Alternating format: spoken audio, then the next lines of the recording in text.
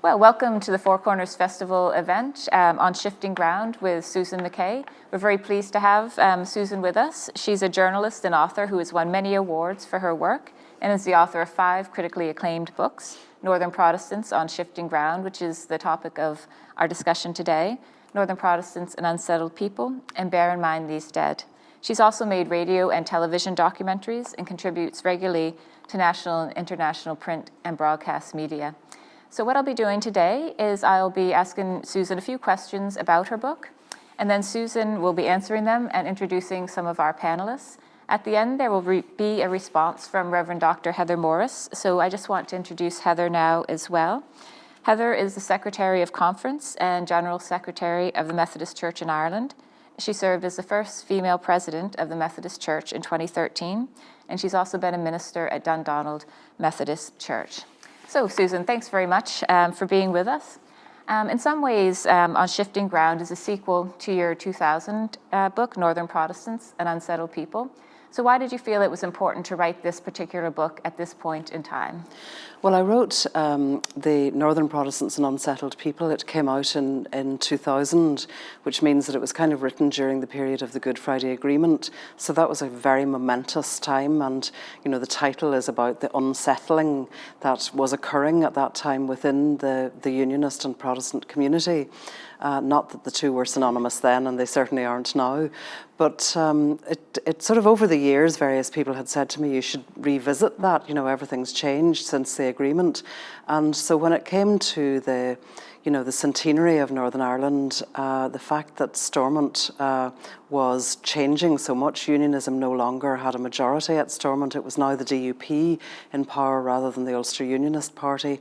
And plus the fact that there was a census coming out, which was likely to show that Protestants had, become a minority in quite a number of age groups. So it just seemed like a time of change. And then the poet Jean Blakeney had mentioned to me when I was talking to her, she talked about the shifting ground, and I thought, well, that's what it's like now. The ground is actually shifting because people are beginning to talk in the other community, the nationalist community, about the possibility of a border poll.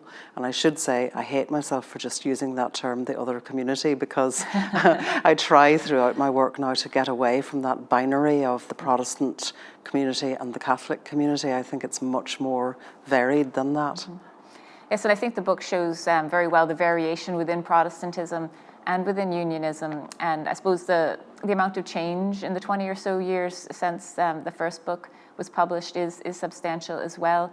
But I suppose one thing that hasn't changed is the experience of trauma and pain, and you return to that quite a lot On Shifting Ground. So could you talk a little bit about why you thought it was important, I suppose maybe to emphasize the lingering effects of trauma?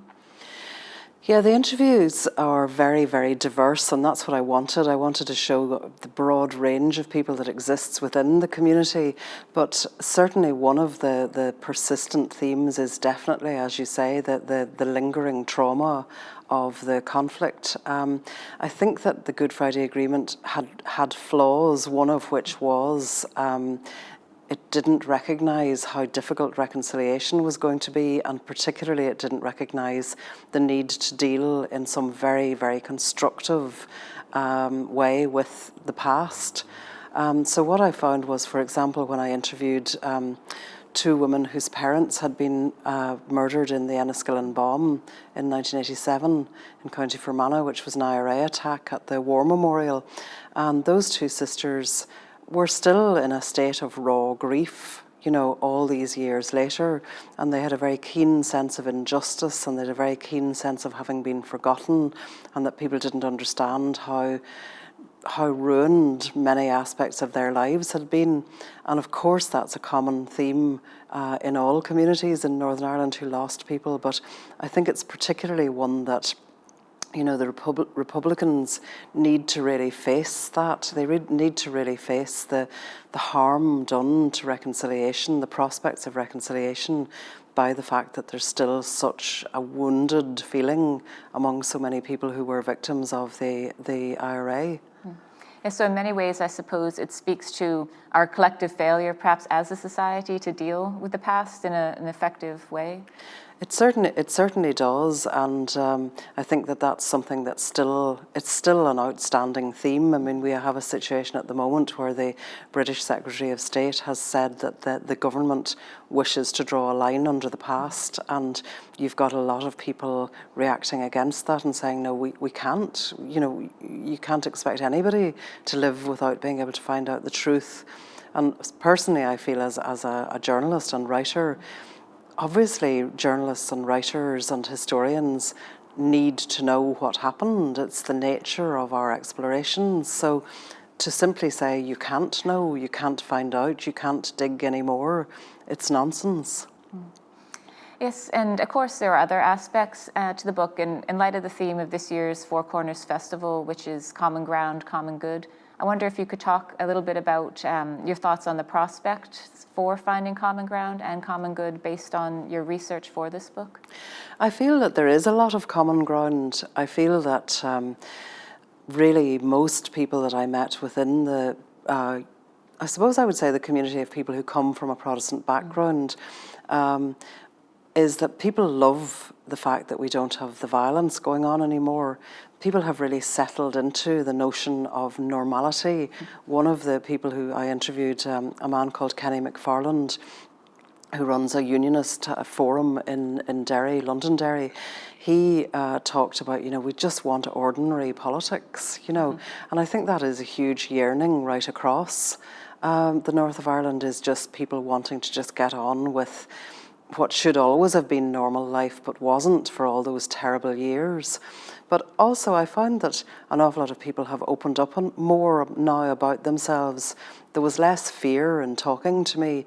People talked openly about being from mixed relationships, about how their parents were, you know, one Protestant, one Catholic, or two atheists, or how there was no religious practice in their homes, or how they're now in a mixed relationship. Or people talked about being Lundies. The cover of the book is the governor of Derry during the siege of Derry in 1689, Governor Lundy, who of course is a byword for treachery within unionism. But I found that an awful lot of people were quite cheerful about being Lundies nowadays. And of course I was called a Lundy for my first book. But I think a lot of people are just impatient with the narrowness of traditional political unionism now, and they want to find common ground. And particularly, but not exclusively among young people, there's a huge desire to, you know, seek justice in a global context, you know, whether that's through LGBTQ rights, or whether it's through feminism and the need for women to have the right to choose, or whether it's through climate justice, you know. So there's an awful lot of people now searching for their identity in ways that isn't confined to the whole sort of, are you for a united Ireland, or are you for a united kingdom? That said, the theme of the constitutional issue in Ireland is quite a prominent one in the book, inevitably, because there's talk of a border poll at the moment. And again, I found that there are far more open minds there than closed minds, because people have come to trust democracy.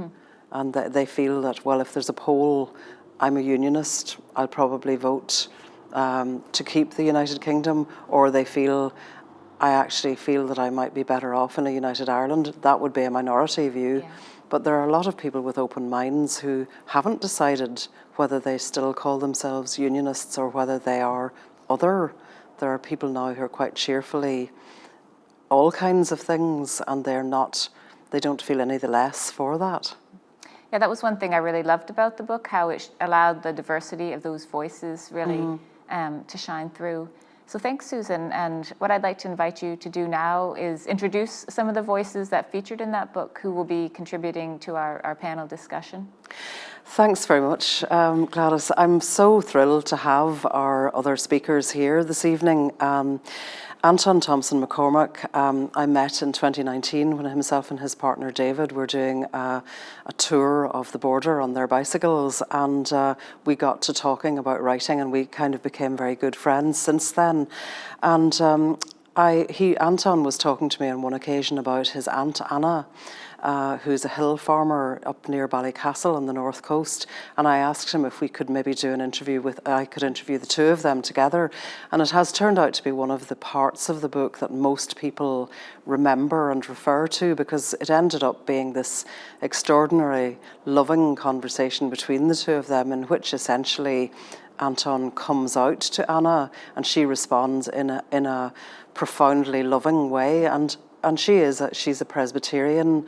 She's she goes to church every week. Her religion is important to her, but she found it in her heart to be unjudgmental of Anton. And Anton is working at the moment with young LGBTQ people in Brighton in the south of England. And I so wish that we had developed to the point here that he could be doing that work here, because it's very obvious that it's needed and that there are young people who are still feeling very excluded here.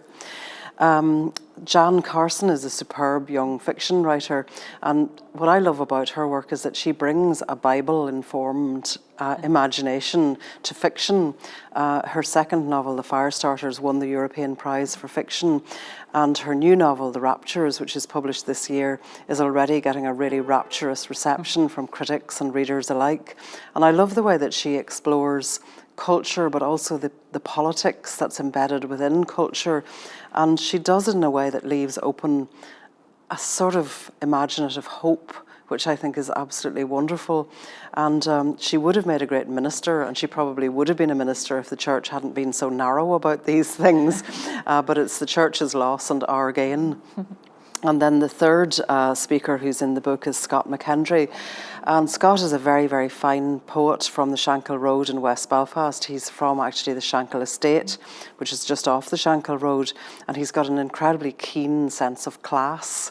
You know, it's not just lower class, middle class, upper class with Scott. He knows all the variations within that. And he brings that kind of in a very light but also perceptive way to his poetry. His poetry is very political, but it's also incredibly witty, and I recommend people to look for it. It's in, at the moment, there's just a pamphlet called Kerfuffle. But I interviewed him for the book along with another fine writer called Phil Harrison, and that was after hearing them both talk together at a festival about a gospel hall that they had in common in North Belfast, but which both of them had very different feelings about. So 3 fantastic contributors to the book, and really, really looking forward to hearing them. Thanks very much, Susan. Thank you. Just firstly, thank you very much for inviting me to be a part of this. Whenever I come back, my accent is somewhere floundering in the Irish Sea, so you'll have to forgive me for that. So I've written something that's called Strangers Singing in a Strange Land. My family minister was of the old Calvinistic hue, a stirring preacher. I admired him as a child. I still think about him standing in the pulpit delivering his sermon. If you know the old, gallant 1950s minister in Marion Robinson's Gilead, that was the type of him. He took as his text once words from 1 Peter, "Live your life as strangers here, in reverent fear." He spoke about the Christian life as the calling to be a stranger. Even at its best, he said, this world would always be secondary to that true home beyond the blue. All else lay open for us, like a trap. He ended by quoting from the old American hymn, "This world is not my home, I'm just a passing through." It's a variation of a sermon which has echoed time and again from Protestant pulpits. Its roots, I suppose, run deep for my people, back to those rootless wanderers in the Bible, those strangers singing in a strange land. These words are from the Old Testament. They tell the story of God's children banished to the rivers of Babylon, singing for home. No other story has recalled Presbyterians to their consciences quite like that one. In volatile 17th century days, it drove us across seas and oceans in search of steadier ground. These days, though, I question the affinity with an exiled people, given its Presbyterian ministers who've been doing so much of the banishing lately. In 2018, they voted to remove gay people from membership, to refuse baptism to children born to gay parents. They oppose a woman's right to choose. I wonder how it's possible to stick to such patriarchal, worldly values and still call it a protest. White, male, straight, could a minister like mine know what it feels like to be a stranger at home or in the world? And yet, I don't want this to be a polemic. I want instead to claim space for another Presbyterian world, which until Susan's book, I'd long struggled to put into words. When I was a child, I was brought up for long stretches on McKay mountain just beyond Ballycastle by my grandmother and her kin. My mother, my aunt, old second cousins dropping in, all faraway blue eyes and high cheekbones. But largely it was a woman's world. The major business of their lives was hill farming and God. In the case of the latter, a silence was kept, not for fear of immodesty in front of strangers. We were alone for much of the time on the mountain, but a special silence which suggested a certain reverence, an awe I had no cause to question. God's listening, they'd say. The Bible would be read, source texts for the cadences in their speech. Noah, Sarah, Abraham, Elijah, a roll call of stories, but no attempt made to explain away their strangeness. The book would be put away, Pete got in to warm the room, and things would fall back into silence. It's between you and the man above, Granny would say, of the personal quality of her faith. With God at your back, you could do anything. It stayed with me, this sense of an unseen God setting all things in motion, like some disturbance in the trees. Sometimes I wonder whether it wasn't the mountain which had made our religion, like for Moses and any number of biblical mountain wanderers.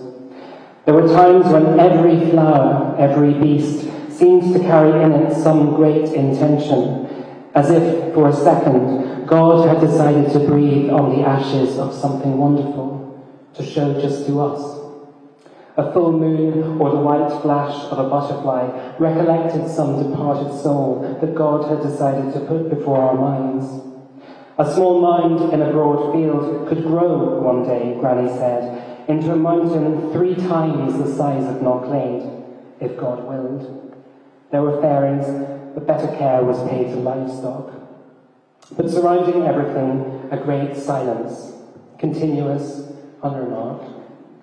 It was my first lesson in words I'd learned later. Grace, awe, a recognition that God's communication comes not in statements, but through the world in front of you. No experience ever settled, always wanting, with meaning so much because it's yours, because it has been addressed to you. There's something profound in a vision of God that could inspire a person's best judgments. I linger on this because people have asked me about this natural Presbyterianism I have described in the book. They take it to be something exceptional, but I realise it hasn't been. I have known any number of Fran Presbyterian women who have taken from their personal relationship with God a rugged individualism and a democratic sense of what they owe to the stranger. These women have been raised to ask of everything, will this leave us free?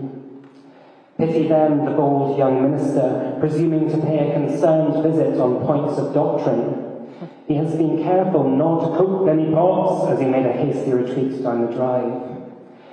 Since coming out as gay and finding myself a stranger in the church, I've thought back to the strangers the women in my family were. I'd look up at them sitting at the table, each of them like strange planets in their austere grandeur, or up on the mountain alone, driving their cattle. And I have thought also of the strangers who found a sanctuary in their orbit. I'm thinking of San Marianne, a farm labourer and a transsexual who wore the finest fashions. She'd come up the mountain to my grandmother, who clothed her in pleated skirts from garage sales which Granny held to raise money for charity and the church. Plenty would have frowned upon the decision. San Marianne herself would later be buried in a man's suit. But my mother, a girl at the time of these visits, was told to ask no questions and to sit still. I don't want to sentimentalise. The women who raised me would never self-identify as radicals. Their individualism can, in another light, be read as exceptionalist, their lonesomeness alienating. If asked about politics, they'd ask you to leave them out, please. But these things can be misunderstood. I'm proud Susan gave space to someone like my Aunt Anna in the book, and that my aunt agreed to speak. She's the least likely person in the world to take part in the book. When I suggested to Susan I might feel able to talk to my aunt about being gay for the first time, we didn't know that she wouldn't cut off the interview. She would have had a right. But instead, in a situation which could easily have been overwhelming, she rose slowly, steadily to the humanity of the moment. She paused, took her own measure of things, and responded in love. Having felt so stuck between worlds for so long, I had no idea then how generative a conversation like that could be. Her taking me seriously inspired me to take what we share seriously, to reconcile parts of my background I felt I had to leave behind. What a lovely blessing to send me on my way, to take with me some foundation onto new and shifting ground.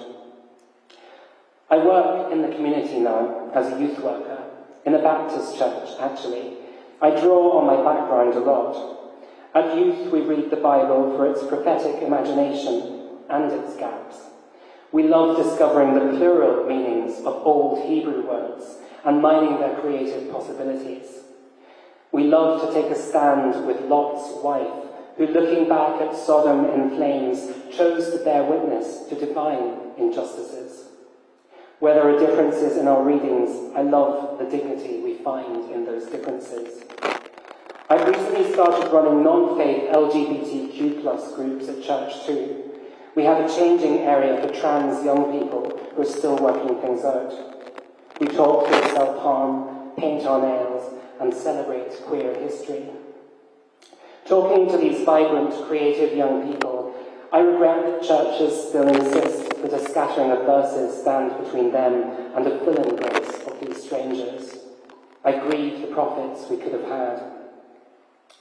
It used to be a source of sadness to me that Protestants didn't have their myths. They're digging deep into the stories of the land, like you find in Heaney.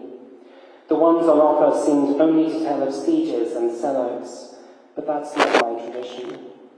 The thing about myths, though, when you go looking for them, is that the closest ones are often the hardest to detect. My minister spoke of the Christian life as the calling to be a stranger. And I know, given the conversation we had in this book, I can never share in his meaning. But still, it's moving to me, the idea that to be a Protestant is to be alive to that eternal human longing that poet John O'Donoghue describes. The one that insists on a door being kept open somewhere in every shelter we belong to. It's so much a part of us. It's in our wanderings and our hyphenated identities. It's in our country music. It's in the humanitarianism of the United Irishmen and the Quakers. It's in our obsession with wild creatures and the nights we've made for the fields with our deck chairs, waiting, hands lifted, for lightning that doesn't ever come. And it's right there from the start, when God enters the scene, in perhaps the deepest of our Protestant myths. Lech lecha, God says to Abraham, get up and go to the land which I will show you. The land I will show you, but not yet. There are crossings you must make along the way. As feminists, as queers, as activists, and as Protestants, we live in a country not yet formed. But in the words of the old prophets, we glimpse it from afar.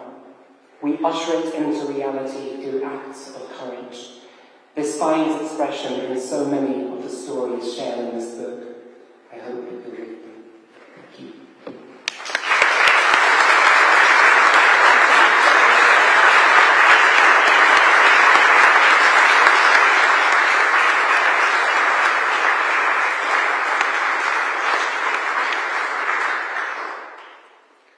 Thank you so much. much. That was amazing. I first met Anton, I was giving a reading in London, and he rocked up with I'm shorter than Anton. Anton rocked up at my reading in London with a box of homemade 15s, and it was love at first sight, and we've been great pals ever since. It's nice to see you guys laughing. It's really, really hard to tell whether everyone hates you or not whenever you've got your mouths covered, so if you can try and smile with your eyes for the next 8 minutes, that would be fab. My name's Jan, and like Anton, I am from a Presbyterian background as well. I can tell I'm very much at home tonight because we've got 3 empty chairs at the front row, so there's clearly a lot of Presbyterians in the room. I realised I was giving an 8-minute presentation about 38 minutes ago, so you are going to get lots of linked up thoughts tonight. Hopefully it will come together. If not, you can listen to the other 2 who are a lot more wise and eloquent than I am. I'm going to talk about the thing which I love to talk about most, which is myself. I hope that's okay. I was really delighted when Susan asked me to speak to her for this book, and I was particularly delighted when she began to tell me about some of the other people who were in the book. About 4 years ago, I'm a community arts facilitator as well as a writer, and about 4 years ago I did a community arts project in Turf Lodge with a group of women up there, and lads, it was one of the best 6 weeks of my life. These women, we were recreating scenes from classic movies, and until you have dressed up as Julia Roberts in Pretty Woman and recreated that with a bunch of elderly ladies, you haven't lived. But a few weeks into the project, we were comfortable with each other, and we began to ask questions. Why do you lot do that? Why do you lot do that? What do you do at a wedding? What do you do at a funeral? And it was really kind of eye-opening for me, because I'd never been in a space where I could ask questions that kind of graphically of people who were raised in a very different background than I was. And they interrogated me about being a rural Presbyterian. And about 2 questions in, one of them said, "Here, why is there so many denominations of you lot? There's only one kind of version of us." And it really struck with me, and I know that's an oversimplification, but I have been carrying that for a long time. This idea that when I travel around Europe and the world and I'm asked about what it means to be a Protestant in Northern Ireland, it feels like there's a very defined, fixed idea. And it's just one thing. And as Susan pointed out at the start, it tends to be a white, elderly man gouldering at somebody. Thanks a lot, Paisley. And yet, in my experiences, like Susan's book shows, there are multiple different versions of Protestants. There are as many of them as there are people. Everybody's story is unique, and I think that comes across in the book. And so what I wanted to do very briefly for a few minutes is show how the conversation that I had with Susan really informed my latest book. See, I am linking it to the new book, so I hope that you'll all go and buy a copy of it. This is The Raptures. I was writing it at the time that I had the conversation with Susan, so a lot of what we talked about has really leaked into this. It's set in 1993 in a fictional rural village outside Ballymena. You can do a bit of digging into my background and work out which fictional village it is if you want. There are only 5 villages outside Ballymena. And it's about a little girl called Hannah, who's 11, and Hannah's having the worst summer of her life. Things are starting to go terribly wrong in Ballylack. And I wanted to begin with, I'm going to read you 2 passages. I'm going to begin with this one because it speaks very much at the end to that idea of there being so many different versions of what it means to be not just a Protestant in Northern Ireland, but a person from Northern Ireland. There's as many versions as there are us. We don't usually have women taking assembly. It's nearly always ministers, and ministers are always men. Sorry, Heather. They come in to do a wee Bible lesson and say a prayer. The best ones bring puppets or flannel graph. Sometimes we sing a couple of choruses, but only if it's one of Mrs. Getty's days with P5. She's the only teacher who knows how to play the piano, and the singing sounds woeful without it. Like cats in a tumble dryer, says Kathleen. The ministers are never from our church, because our church isn't in Ballylack. It's in the town, 5 miles away. Pastor Bill wouldn't mind driving out. It's just that there's half a dozen other churches in the village, and they get first dibs on visiting our school. Dad says it's okay to listen to other ministers. They're Protestants like us, just a different kind. We're the evangelistic, charismatic sort, which means we believed in getting saved and going to hell. Jesus and also the Holy Spirit. In our church, the women wear hats. We use the Bible with the old-fashioned words, but sing modern choruses off the overhead projector. We speak in tongues and do special praying with hands on. We don't believe in the cinema or chewing gum. The chewing gum thing might just be my parents, because I've seen ones from the youth fellowship blowing bubblegum bubbles round the back of the minor hall. We're not the popular kind of Protestant. There aren't that many of us. In Ballylack, there's only us and Granny and Mrs. Nugent. In the town, it's a bit better. There's enough to fill a medium-sized church. At Christmas and Easter, it's pretty bunged. Granda Pete's not our sort of Protestant. I'm not sure what kind he actually is. Granda says prods are like potatoes. There's 5 dozen different varieties. They're all much of a muchness when you peel them back.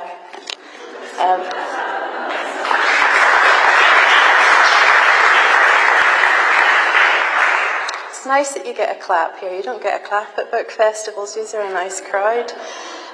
So it took me 15 years to write The Raptures, and I want to talk about this briefly and then I'll pass on to Scott. I have been writing seriously for 15 years. This is my 7th book. It was actually the 2nd book I started to write, but it came out so incredibly angry and bitter. I knew it wasn't the right time to publish it. I needed to put it in a drawer. I needed to grow up a bit before I wrote it, because I wanted to write something about evangelical Protestantism in Northern Ireland. It's not really explored much in our art. A lot of political exploration of what it means to be a Protestant, a lot of exploration of the culture, not a terrible amount about that born-again culture where people's faith impacts everything they believe, their moral choices, how they see the world. And yet, as you all know, it's hugely significant to a lot of people, not least some of the politicians that we live under every day. So I wanted to write something about that. But I wanted to write something that was nuanced, that wasn't just a place for me to stick all of the things that had hurt me and angered me growing up, because there's so much about the way I grew up that I really, really appreciate.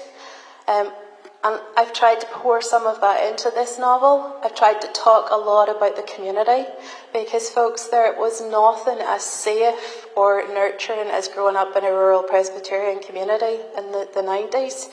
I know Anton has talked a lot about that kind of idea of being an outsider, and I can talk about that too, but I can also talk about people who really knew me, who were there for me, who when they said they would pray for you, really did flip and pray for you for like 40 years. You had to tell them to stop sometimes. So a real network of community and support, a safety. There's something about that particular Northern Irish brand of evangelical Christianity where you don't really have to think. And I don't particularly think that's a good thing in the long run. But growing up, I didn't have to deal with the grey areas of what did I think about this issue or this issue. Somebody in a pulpit told me how to think. And that's, as a child, that can feel quite safe. It's only when you start to get out into the world and you realise that it's a bit more complicated than that you start to realise it could be a negative thing as well. But there was a safety in the way I grew up. And finally, I think there was a real sense of culture. And we Protestants are sometimes seen as a bit dour, a bit lacking in humour. Protestants can really tell stories. They know how to do that. I've sat at enough bunworries to know that Protestants can tell stories. There's a richness to the music. I still miss it. I'm not attending a church at the minute, and I miss so bad the old hymns. Particularly at Christmas for some reason, the language of them, the lustre with which people sing. And as a young writer, I just loved that. I used to listen to that line, I diffused a quickening ray. And I remember being 8 years old and going, how do you do that with words? That's amazing. So there was so much about my culture that I grew up with that I do love and appreciate. I've tried to pour that into this book. But there's also a lot of stuff that's problematic, folks, and Anton has pointed out his experience of what was problematic. Some of it for me was being a woman. I'm a leader. I know how to speak. I can captivate a room. I know how to do that. But I couldn't get up in a pulpit in the church that I grew up in to do that. And that felt really restrictive and, to be honest, wrong. And when I looked at the Bible, I didn't, there's plenty of women leading in the Bible. I couldn't understand where it came from. So a lot of it is around women. But for me, my big bugbear, and I will finish with this and try and leave it on an optimistic thing, is there was something about that particular faith, and I'm not saying it's in every church, but definitely the way I grew up, that sucked the mystery out of faith. And if you have any creative bent, if you're an artist in any way, you're drawn to mystery. I don't want a 3-point sermon that tells me what to do. I want to grapple and wrestle, and I want to try and know the divine and find out about it. And that's what I talk about in my conversation with Susan, which you can read in a much more eloquent way, hopefully, in the book. But it really clicked for me one day, sitting under the little banner in our pulpit in church that said Ardens sed Verens, which basically, my Latin's not great, but I think it means burning but not consumed. And did you ever hear a better definition of what it means to be an artist? Burning but not consumed. That you're constantly burning with this desire to create and to wrestle and to think. And in no way did that join up with what was coming out of the pulpit. In absolute no way. So I've wrestled my whole life with that. I'm an artist. Been an artist since the day I set foot on this planet. Probably always going to be an artist. And I'm always going to wrestle and want to know and to go deeper. And so that's in this book. And I'll finish with this short couple of paragraphs. The book wrestles, it is a 3-point sermon. It wrestles with 3 things which catchily boil down into alliterative points. So it's about the miraculous, the magical and the mythical.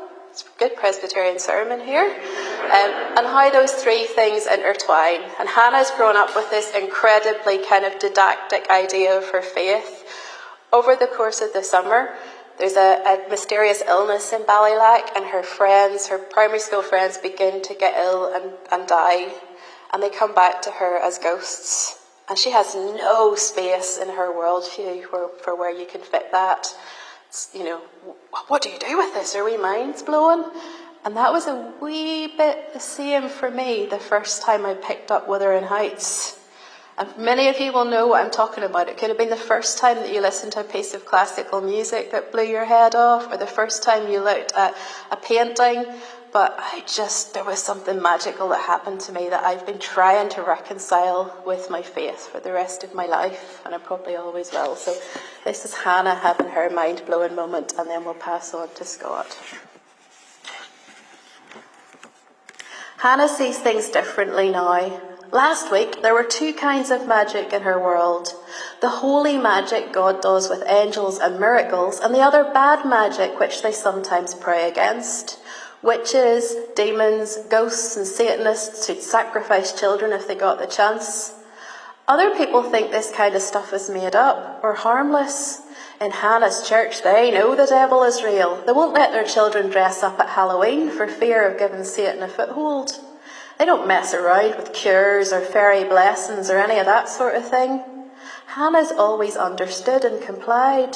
No Halloween, no worst witch books, no reading horoscopes at the back of Granda's paper, no raggedy tree. It doesn't matter how harmless it looked in Miss McEwen's photo. She wouldn't want to get close to it. She can't risk giving the devil a foothold. But since Ross appeared, she's been a bit confused. She assumes she's had an encounter with evil. An actual dead person came to see her. She's not quite ready to call Ross a ghost. Yet it hadn't felt wrong in the moment. It was just like talking to an ordinary person, albeit a very quiet one. And Jesus had been there. He'd given Hannah the words to say. This makes no sense. No sense at all, for God can't stand evil. The Bible's pretty clear on this. Maybe everything's more complicated than she thought. What if Pastor Bill's not always right? Where does this leave her and all the other forbidden things? Dinosaurs, leprechauns, Paul Daniels' magic programme, which she's not allowed to watch, but sometimes does secretly with Granda when Granny's not at home. The roof is peeling off Hannah's brain. This morning, the church feels very small. The men in their dark suits glaring, the women in their funny hats, the old-fashioned hymns with old-fashioned words, so different from the music the ones in school like listening to. The praying and the fasting, especially the fasting. It seems daft to think you can get God's attention just by skipping your Cocoa Pops. Hannah knows Pastor Bill would have a pink fit if she said any of this to him. If she marched up after the service and said, "Here, some people don't go straight to heaven after they die," I'd only quote Bible verses at her. I'd only tell her she was wrong. Thanks, folks.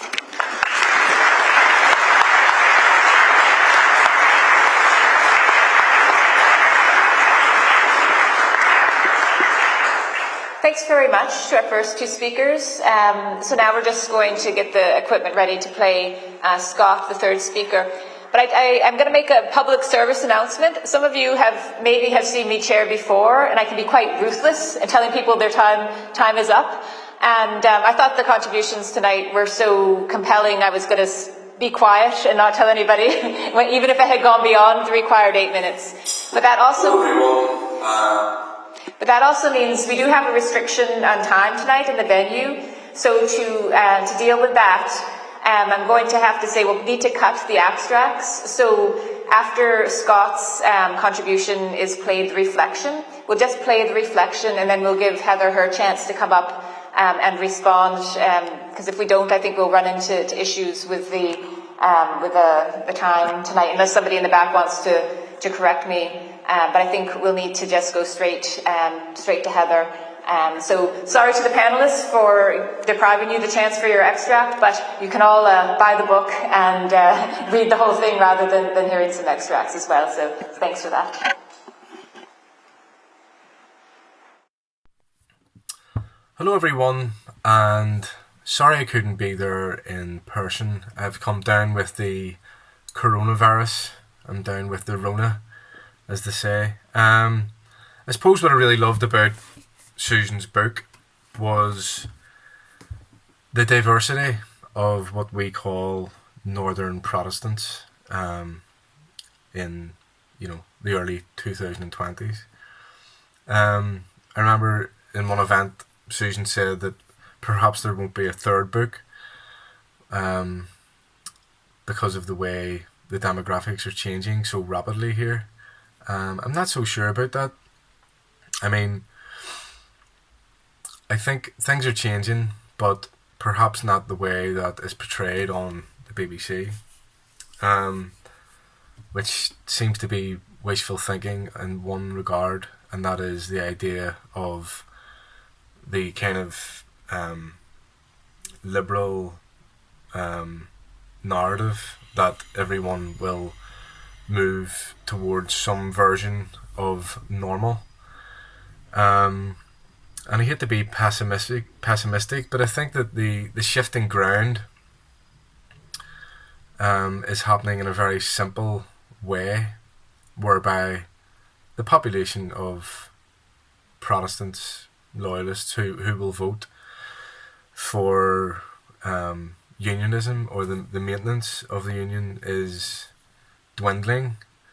And I think the big victim, not again to sound like BBC Radio Ulster, but the community that I'm from, which is the working class Protestant community, there is a real danger here of being left behind. I know we're always hearing about it, but in terms of moving forward to some kind of new constitutional arrangement, I mean, for instance, if you are a left-wing Irish Republican, you're probably not going to get the United Ireland, the 32-county Socialist Republic that you're after in this climate. So it won't just be Northern Unionists who will be unhappy if there was to be a United Ireland. But the thing about that is, I do think that most middle-class Unionists will, or Protestants, will eventually and very easily find themselves quite comfortable in some kind of new arrangement, whatever that may be. Whereas I do think that because of the problems in education, there are deeper issues within loyalist communities, which just aren't being addressed in any meaningful way. I mean, it can't be the case that, or I can never see a reason for a middle class political class, such as we have in the DUP, really understanding what is going on in working class communities. And these are the communities on both sides of our sectarian divide that go out and enact the violence. But then maybe I'm just overly pessimistic about the way things are going. And I suppose in terms of common good and the future, if I was to set aside my pessimism for what is about to inevitably happen here, I think that there is, I mean, as much as I'm not religious and I was never baptized, although I am a Protestant just by my family connections, I do see hope in religious quarters from, various religious leaders within Protestantism who want to move things forward, who want to cross over and make alliances with the other side. I do see them doing that a lot more than anyone else.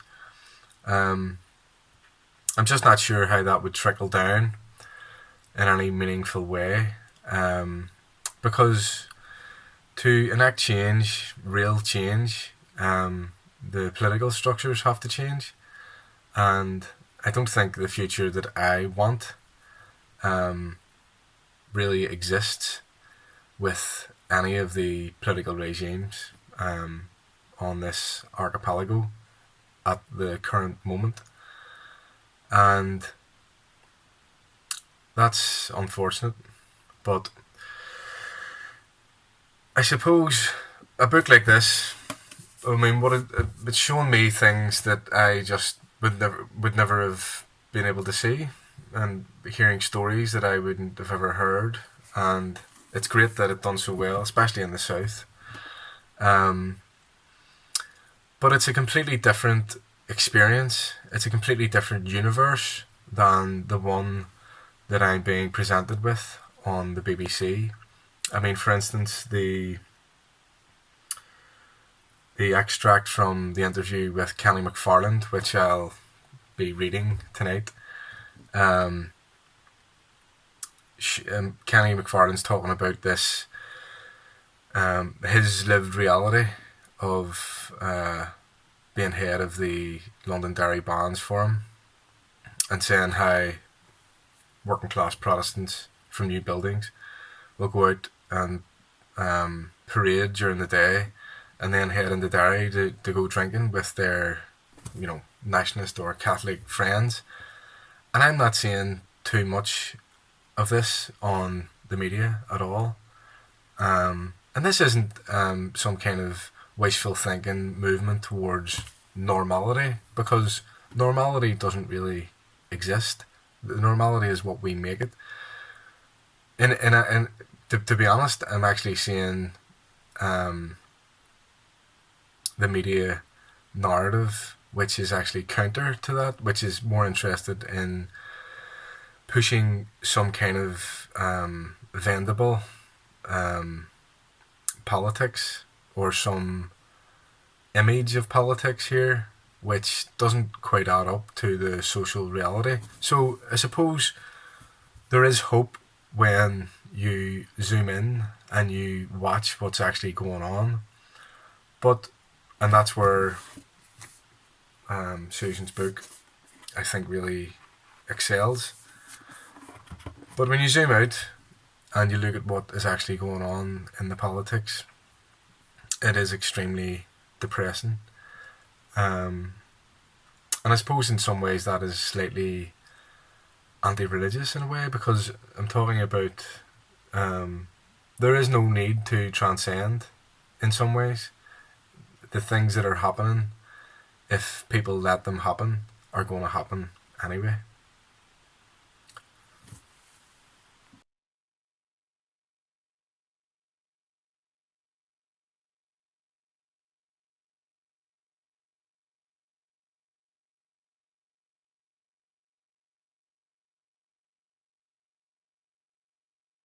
Thank you for the conversation this evening, and thank you for the honesty and the grace with which folks have spoken. Shifting ground is such a powerful image, so rich, so much depth. Some of you will know that some of the footbridges over the Lagan River bounce when you walk or run over them. Now you'll be trying it next time you're there. My granddaughter, who is now 3, and I developed a habit that when we were crossing one of those bridges, the one at Edenderry, before it was fixed, we would get halfway over, we'd check that nobody else was coming, and then the two of us would jump up and down as much as we possibly could, both of us laughing, both of us enjoying that movement of the ground beneath our feet.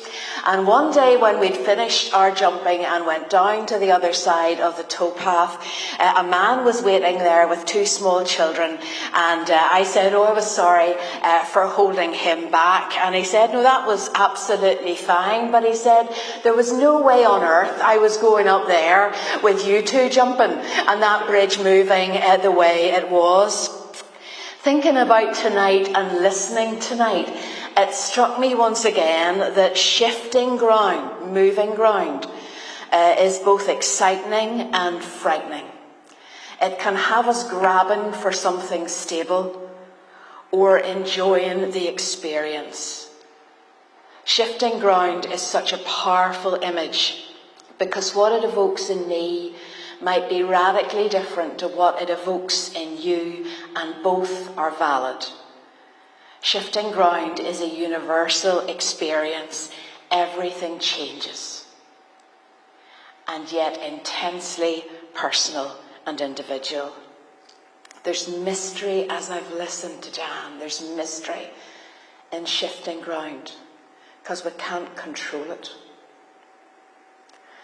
Listening this evening, I wondered if there was something to be explored in acknowledging that what we have in common across and within all our diversity is change. Our common ground, in the language of this festival, is that the ground is shifting. We've pointed again and again to the diversity, even in Protestantism tonight. Our politics is shifting. Scott's alluded to that in what he's just said. Church is shifting and wrestling. I heard that again in what Jan said about longing for spaces where we can be honest and really, really grapple. For some, that change is good news. For many, it's not. I was so struck, Susan, by your phrase in the book, unionism is heart-sick for the days of its dominance, but those days are never going to come back. They're never going to come back. And Scott's just highlighted that in what he said. Shifting ground is uncomfortable.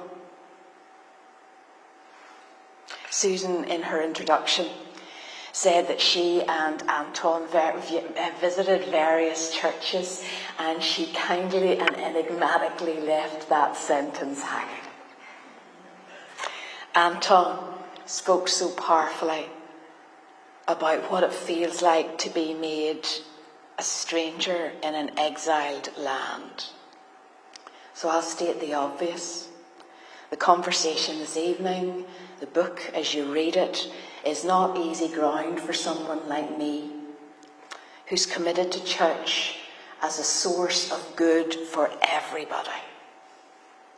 When I was minister up in Dundonald Methodist, a picture, a hope for us was that even folks who wouldn't even think of going to church for various reasons would be glad that church was there, because through programmes for women or lads and dads or community engagement around poverty, that church was a source of goodness, a source of kindness in that community. I'm uncomfortable tonight because there's not much of that picture in this book. There are stories of life and hope. Both Jan and Anton graciously pointed to those. But the fact is that when the church is talked about, it's usually as an historic event and often as a source of sectarianism, a place where those with around the spectrum of sexuality are hurt, or where issues like abortion are avoided. Church is seen as fundamentally irrelevant or seen as a negative force. Pamela Dennison in her interview puts it so strongly when she says the church has a lot to answer for in Northern Ireland. What the church leaders said in what turned out to be a controversial service of reflection and hope in Armagh in October is deeply significant in that context of discomfort. Archbishop John McDowell put it like this: "Now, as a church leader, I'm sorry that as disciples of Jesus, we didn't do more to become peacemakers, or at least speak peace into the situation. Too often, we allowed the attitudes around us to shape our faith rather than the other way round." And I add my voice to that apology. And listening to what Anton shared tonight, I want to add an apology to the way in which folks who are LGBTQ have been hurt. We haven't engaged. We haven't listened. Jan spoke graciously about the values with which she grew up, but also spoke about hurts caused. It's uncomfortable ground. And it's uncomfortable for politicians too, because the book evidences, and Scott spoke to it, that there's a strand in political unionism which progresses their identity by raising fear and concern in unionist communities.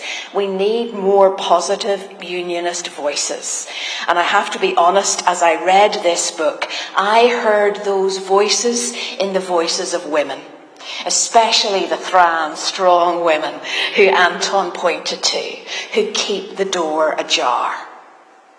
This conversation might be uncomfortable for the church, it's uncomfortable for politicians, but here's the bottom line: our discomfort is not the primary issue here, because most of us in this room are not the ones most radically and profoundly affected by this shifting ground.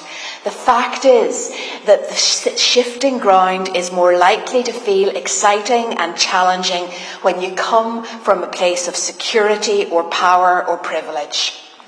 But when everything else around you feels insecure, whereas Dale Pankhurst said in this book, a flag is all that people really do have to cling to, where life is uncertain, then more shifting ground is another burden to bear.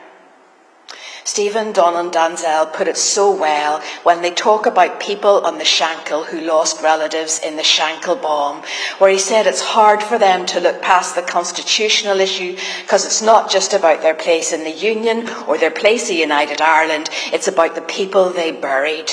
Eileen Weir in the Shankill Women's Centre talks about women's common experience of health and housing and education and welfare that kept many of them and their families in a constant stress. Being poor, wrote Susan, was a full-time occupation. In a context like this, I want to suggest that if we, from all our different perspectives, are up for venturing onto common ground together, well, it's in places like the Shankill with people like Eileen, or in places like Monkstown with people like Paul, that we need to stand. People who in their communities are making a radical difference. Shifting ground's uncomfortable. Second thing that struck me again and again as I read the book and as I listened tonight is that this is us. In the context of this book, I heard a call to inclusive unionism. In the context of tonight and of this conference, I want to broaden that, prompted so much by what Anton said, to an inclusive mindset. I remember what Anton said was the epitome of that for me, where he was honest and determined not to develop into a polemic. That grace that speaks in that way. I remember a Methodist conference where we were listening and speaking about sexuality, and one person stood up and said, please, please, don't frame this conversation as us and them, whoever your us and them might be. He said, I'm gay. You have children, friends who are gay. There are folks in your congregations who are gay. This is not a conversation about them and us. This is a conversation about us. And by that he meant the whole church. By that he meant the whole of society. Susan highlighted that part of her motivation for writing this book was to highlight the diversity that's in Northern Protestantism. Jan echoed that, speaking about wonderful diversity, so many versions of what it is to be us. This is us, with all our wonderful, beautiful, broken, messed up diversity. This is us. And this is a huge challenge politically, because our politics for generations, and we know it, have been based on us and them and on competition. I loved the conversation of which Susan speaks in the book, which talks about trying so hard to signal beyond stereotypes. So that one couple used Londonderry because they thought the man trimming their trees was a Protestant, and the kindness of him coming back was it 5 dairies in the sentence, because he thought they were Catholic. It's a step forward. It speaks about grace. It speaks about the inherent kindness that's all around us. It's a step forward. But the fact is, because we recognize ourselves in those conversations, it shows us how deep division goes in all of us. But if Susan's right in the book, that plenty of people, including unionists, are open-minded about identity and nationhood, will we step up and encourage that conversation so it takes place in the public square rather than behind closed doors? This is us. But our us and them might not be politics. It might be about difference in our understanding of sexuality or ethics. We make our judgments so quickly and easily. Or our challenge might be power. I think that's another one that we as a church need to address. Some of you will differ on this with me, but it seems to me that church doesn't have a place at the table as a right. I believe it in my bones and in my being, that Christianity has important perspectives to bring to the building of the common good. I believe that in my very bones. But church must come to the common ground with a tone of humility as well as gentle confidence, recognizing and not being threatened by difference, rejoicing in diversity. Sir Jan Carson, who's the president of the Methodist Church in Ireland, put it really well when he preached at the service of reflection. He said this: embracing different others isn't about promoting oneself, it's about creating space for the other to flourish. It's about choosing relationship over being right. This is what Christian practice is. Choosing relationship over being right. And again I heard tonight a call to places where we can speak together, where we can grapple, where we can try and understand each other and help each other on this journey. Alan McBride echoed it in his invitation to choose relationship, where he says in the book, my thing is now that if the question is about making a difference, how are you likely to make the most difference? I know for me that that comes whenever I'm able to talk to people across a table or in a room like this and get to know them. Those tables are the places where in relationship we can grapple and wrestle. The old binaries are blurring. It's what Four Corners is all about. The challenging, shifting ground becomes common ground when we recognise the cost and the effort and still affirm that we won't be bound by us and them, because this is us. Shifting ground becomes common ground when we're committed to more than ourselves and look around and ask what voices are missing, what voices aren't being heard. I wonder tonight, is that around victims and survivors? I wonder, are those voices the ones who are scared to speak? I was so struck by the number of people in this book who didn't want their names being added to the conversation, and they were right to do that, sadly, because of the context they're in. May God forgive us. I love the idea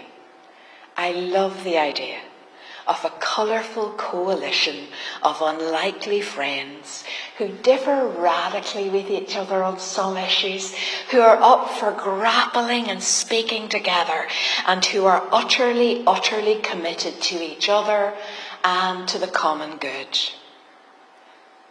Shifting ground's uncomfortable. This is us. And this book resounds with hope. Anton's spoken about Anna, whose voice, whose response resounds with hope. Hope dances through many of the voices captured in this book. Don't tell me there's no such thing as hope. The stories told of public and quiet kindnesses, of quiet generosity. I couldn't agree more with Susan's analysis tonight, that the unfinished work, or part of it, is on reconciliation. And standing here as a church person, there's such a depth of understanding of what reconciliation means in the scriptures if we do the sort of grappling that we've been encouraged to do tonight, if we do that sort of listening. I want to end with some words of Susan's. Yet while writing this book, I met many people who are living reconciled lives as envisaged in the Good Friday Agreement, who are determined, and it's going to take determination, who are determined to make this place work for its many communities, whatever the constitutional future. Shifting ground becomes common ground as we seek the common good, and all around us and in this room and far beyond this room are people who are determined to make this place work for its many communities and every community, whatever the constitutional future. And I, for one, say amen to that. Thanks.